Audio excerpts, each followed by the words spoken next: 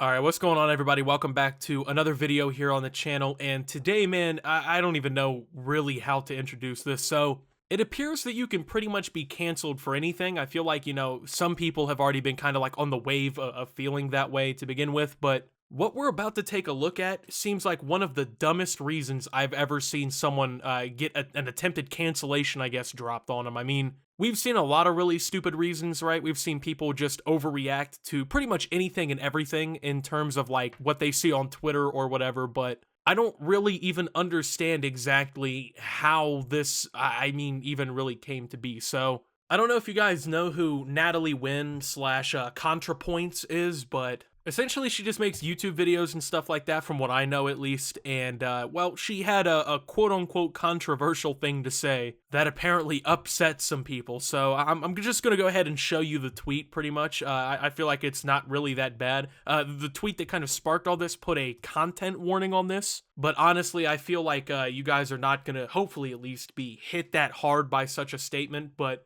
in case anything slightly disagreeable slash mildly offensive slash funny is something that could possibly trigger or upset you, there is a content warning, I guess, right here. So, Gen Z queer people are hard to figure out. They're like, quote, "I'm an asexual slut who loves sex. You don't have to be trans.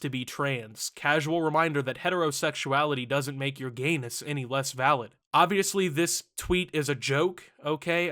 Obviously, this isn't a real point being made, but I think that the joke definitely lands at least somewhere. There are people who, like, they blow up social media all the time, just saying shit about, like, their sexualities and stuff like that. And for a lot of people, it is very confusing. I mean, obviously, not everyone in the world understands a lot of these, sexualities and different ideologies and different things that have kind of popped up in recent years, especially. But apparently on Twitter, right, like if you joke about the fact that some people don't understand these things, or you even realistically bring up the concept that people don't initially off the jump understand these things, you're being an offensive piece of shit. Something's wrong with you. You're a fucking asshole, right? So, content warning, transphobia, homophobia. Here's a deleted tweet that ContraPoints deleted and thinks that she can get away with. Spread this shit like wildfire so she won't get away with it.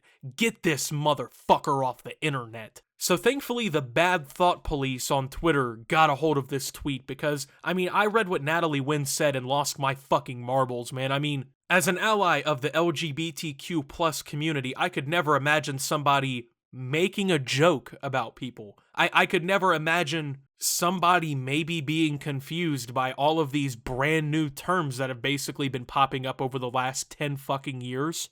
Yeah, God forbid someone joke, right? You tell a good joke, right? And you got to get the motherfucker off the internet. So I'm not necessarily sure what made this person feel as if they were so important that they can quote unquote get this motherfucker off the internet. But I think that that's a massive problem that social media has kind of given, I think, like especially Gen Z people. Now, technically being a part of Gen Z or like a very late millennial, depending on what definition you go by here, Gen Z people are some of the most easily offended fucking people on planet Earth. And I know that that's very cliche to say, but this was a clear joke and had no ill will behind it. It would have been different if some like blatantly ridiculous shit got said, but the joke wasn't even that foul. It's not even like it was a Dave Chappelle joke where he's calling these motherfuckers the T's, the B's, the Q's, and making up fake car rides about them, making fun of people, which is still funny, might I add. I think Dave Chappelle's jokes were very good, but it's at least a little bit more understandable when people are upset by that than a fucking joke like this. Obviously, the joke never insinuated, that trans people aren't valid fucking humans or that gay people are bad. Nothing like that was ever insinuated, suggested, said, nothing. But people acted as if, like, this tweet was the end of the LGBTQ community, that, like, tomorrow,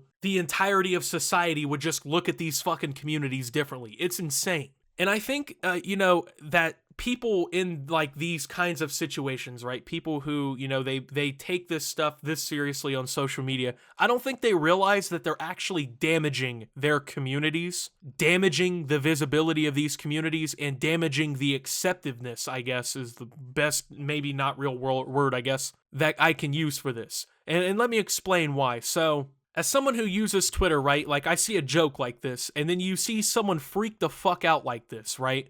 A pretty good amount of the time, people are gonna see someone act like this and unfortunately represent them as like a spokesperson of the LGBTQ community, okay? Someone tells a very simple fucking joke and someone who takes it this seriously reacts like this. And unfortunately, like, the repercussions of this is that someone could see this fucking tweet and think that, you know, like, oh, these people are fucking annoying or bad because this is how they react to very simple, realistically non-offensive jokes. And I think that that's pretty fucking dangerous and stupid, of course, but at the same time, I feel like it probably happens at least a little bit. I mean, at the end of the day, people don't like, you know, having the potential of them being fucking canceled for, you know, simply joking. They don't like that opportunity being held over their head by people on Twitter who are just fucking, you know, perpetually upset by something. I mean, there's so many real instances of like transphobia and homophobia and things like that in the world that you could legitimately be bringing up and like bringing, I guess, some awareness to or like visibility to, but instead you're mauled coping over a fucking joke on Twitter trying to get someone ran off the internet. Like, the possessiveness that they feel that they hold over the society of the internet is fucking insane to me, considering that this person has 148 followers, right? Like, your follower count barely consists of a small village.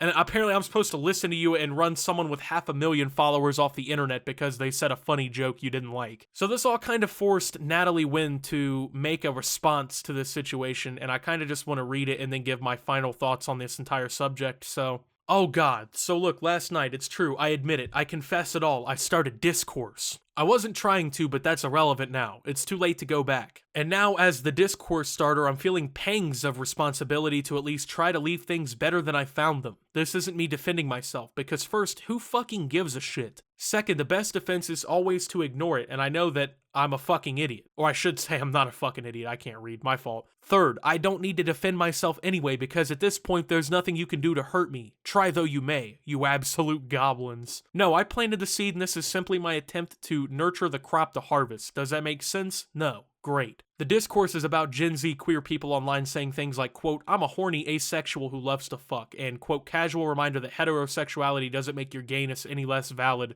and my claim that these statements are, quote, hard to figure out. Note, I'm not saying that they aren't valid. I've never been big on deciding what's valid. If you're a horny asexual who loves to fuck, by all means continue, with my maternal blessing, but surely you see that to most people, the statement, quote, I'm a horny asexual who loves to fuck is at face value confusing, contradictory, and, in so many words, hard to figure out. Sometimes I get the sense that people say these things in part because they enjoy the provocation of the seeming contradiction, but maybe I'm wrong. Just to be safe, I'm going to use my platform to explore why these seemingly contradictory statements might in fact make sense. Obviously a very sarcastic response to the entire situation, and honestly, I mean, realistically, I think this is probably better than a lot of people would have reacted. I mean, how many people do you know, like, if someone was talking about running them off the internet or canceling them for a joke, you know, would just like fucking, I guess, apologize right off rip, would just break down immediately, I'm sorry that I said some shit that like 30,000 people found funny. I'm sorry that 3 people on Twitter got a little bit upset by it, and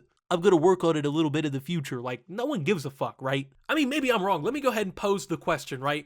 People in the LGBTQ community, I'm obviously not part of this. I'm a cis, straight, white male or whatever, but do me a favor and fucking respond in the comments. Do you think that this joke was really as bad as it was painted to be? Do you really, you know, as whatever you are, bisexual, transgender, gender fluid, queer, non-binary, whatever the case may be, do you feel like you as a person were fucking attacked by this joke? Do you feel like, you know, a big part of your identity was permanently destroyed by this Twitter joke? Because honestly, I'm gonna go ahead and predict the vast majority of the LGBTQ community would look at this joke and either laugh or just simply feel indifferent about it. It should not be as big of a deal as it's being made out to be, obviously. So another thing I'm going to go ahead and say here, and I know this, you know, might be confusing because a lot of people, you know, they don't think trigger warnings are valid or reason to exist or anything, but truth be told, I understand the point of a trigger warning. You know, there are people who have been through very traumatic experiences that it would be best to, you know, let them know that that could be, I guess, brought back up in memory by a post, right? I can get that, right? Like, if you're a victim of, like, horrible assault or something and someone's posting something about that, I have no problem with someone giving a trigger warning for that. But I feel like in all reality, uses of the trigger slash content warnings like it was in this tweet, all they do is harm the perception of these things. Because in a perfect world, obviously, they are very beneficial and usable and things like that. But I feel like people get a very fake sense of what they really are and like their actual importance slash usefulness from people like this who just get so fucking perpetually offended that it's the first thing that they jump to. So I really don't think this was that big of a deal, and I think Natalie Wynn probably shouldn't actually be canceled for this. So with that being said though, thank you guys for watching. If you did enjoy, make sure to leave a like, subscribe if you're brand new around here on the channel, follow me over on Twitter and Twitch at @subtooptimus. Make sure to check out Shop Opti down below, and until my next video guys, this is Optimus, well, talking about this and signing out.